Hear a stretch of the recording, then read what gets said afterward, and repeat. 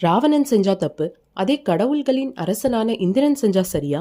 ராவணனை திட்டுறதுக்கு முக்கியமான காரணமே இன்னொருத்தரோட மனைவிய அவங்க கடத்திட்டு போனாங்கன்னு தான். கடவுள்களின் அரசன்னு சொல்லப்படுற இந்திரனுக்கு பிரம்மனால முதல்ல படைக்கப்பட்ட அழகிய பெண்ணான அகல்யா மேல ஈர்ப்பு வருது. அவங்க முனிவர் கௌதமரோட மனைவின்னு தெரிஞ்சும் அவங்கள அடைய துடிக்கிறாங்க இந்திரன். ஒரு நாள் ரிஷி கௌதமர் இல்லாத நேரமா பார்த்து கௌதமரோட உருவத்துக்கு தன்னை மாத்திக்கிட்ட இந்திரன் அகல்யாவோட போய் இருக்காங்க. இதை தெரிஞ்சுக்கிட்ட கௌதமரும் ரொம்ப கோவமடைஞ்சு அகல்யாவை நீ கல்லா போன்னு சாபமிடுறாங்க. லேட்டர் அவங்க ராமனால விமோச்சனம் அடைறாங்க. அதே மாதிரி இந்திரனுக்கு கௌதமர் இட்ட சாபம் உன் உடல் முழுக்க ஆயிரக்கணக்கான பெண் உறுப்புகள் தோன்றட்டும்னு சொல்றாங்க. இதனால அசிங்கப்பட்ட இந்திரனும் மறைஞ்சு வாழ ஆரம்பிக்கிறாங்க.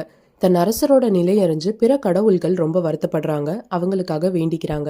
அவங்க வேண்டுதலின் பயனா இந்திரனோட உடல்ல இருந்த எல்லா பெண் உறுப்புகளும் கண்ணா மாறுது. இதனால இந்திரனுக்கு சஹாஷரக்ஷா அப்படின்னு ஒரு பேர் வருது.